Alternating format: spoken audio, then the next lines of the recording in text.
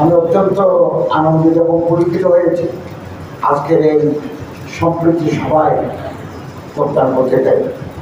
আপনাদের বক্তব্য অভিনিবেশ সহকারে শুনলাম, খুব ভালো লাগলো।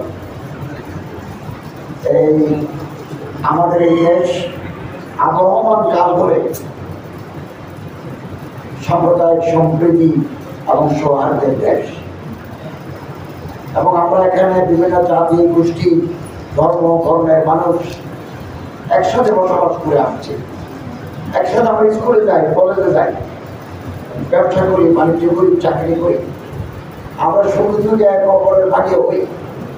এই যে ঐতিহ্য, সম্প্রীতি, সহিষ্ণুতা, এই যে ঐতিহ্য, এটা আমাদেরকে আগামী দিনেও লালন করতে হবে।